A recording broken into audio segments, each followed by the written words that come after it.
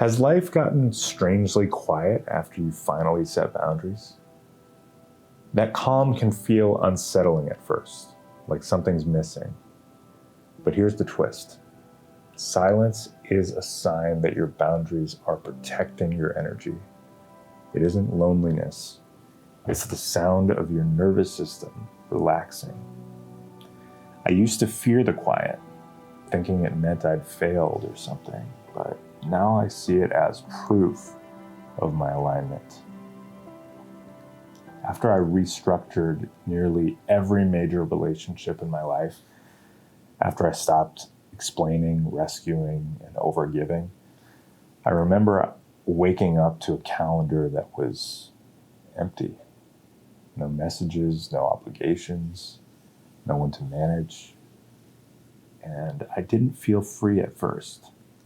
I felt irrelevant, disconnected, even a little scared. Because what I used to call connection was actually enmeshment.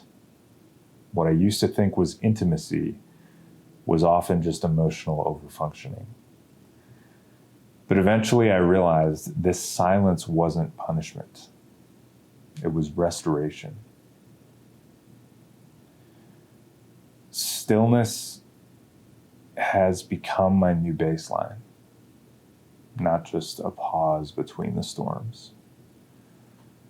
So let's talk about what your nervous system is actually experiencing in this moment. If you've spent years walking on eggshells, anticipating moods, fixing problems, and avoiding explosions, then chaos became familiar. Even if it was painful, it gave you structure. It told you where you stood. And on some level, it made you feel alive.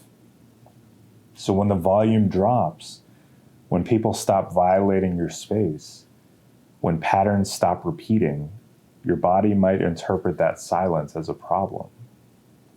You might start feeling bored or unimportant.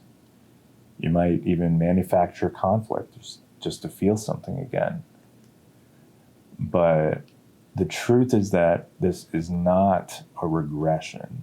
It's a recalibration. Your energy leaks have been sealed, and the constant drama has stopped. And what's left is space. Space to feel yourself, to hear yourself, to be yourself.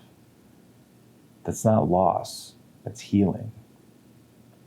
But it takes time for your nervous system to trust that peace doesn't mean abandonment. It means you're no longer abandoning yourself. So what is this quiet really? It's not emptiness. It's not exile.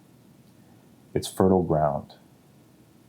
This is the space where discernment sharpens, where creativity reawakens, where intuition begins to speak in a voice that's not competing with crisis. When your boundaries are working, here's what you'll notice.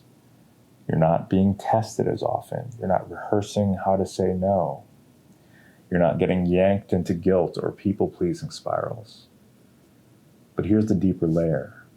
When life gets quiet, your old beliefs will start to echo. If no one needs me, am I still valuable? If no one's reacting to me, do I still exist? If everything is calm, why do I feel so weird? And that's when the real work begins. Because rebuilding your identity from resonance, not reaction, is very challenging. And it starts when things get quiet. It doesn't happen in the noise. It happens right here and right now. So how do you stay grounded in this new quiet without rushing to fill it? Well, first you have to name it. Just say out loud, this is the result of my boundaries working. And remind your system that the absence of drama is not failure. It's progress. Second, establish a rhythm. The nervous system doesn't just want peace. It wants consistency. Create daily rituals that anchor you. Simple meals, movement, silence, creativity. These help your body trust the calm. Third, let boredom stretch. Boredom is often unused capacity looking for structure, so don't rush to entertain yourself. Just let the space become a listening post. Fourth, try to ask yourself what's emerging now that the noise is gone. Journaling, walking, dreaming. Use these to track what's starting to rise from under the rubble. Reframe solitude as sovereignty. This isn't isolation, it's insulation. You're not hiding from the world, you're fortifying your signal so the world no longer pulls you off center. Stillness is not passive. It's a conscious practice of staying in your frequency without needing permission, applause, or urgency. Now let's talk about this moment on the soul level. So spiritually, the stillness is sacred. It's the end of survival as your baseline. It's the moment you no longer need a crisis to feel alive. It's the return of presence. You stop measuring your impact by how much you're needed. You stop confusing reaction for connection. And you stop outsourcing your sense of self to what others expect from you. And then something new emerges. It's a self that doesn't shout, a truth that doesn't wobble, a life that doesn't need noise to feel meaningful. This is the moment when your sovereignty becomes less about boundaries and more about frequency. Not don't come near me, but I'm no longer accessible to dynamics that ask me to abandon myself. And that's a whole different vibration. And it begins in the quiet. If this is where you are, if your life has gotten quieter and you're not sure whether to trust it, this is your confirmation. Yes, it is working. No, you're not broken. Yes, it's okay to rest. Inside my course, The Sovereignty Sequence, we guide you through this phase so that stillness becomes sustainable.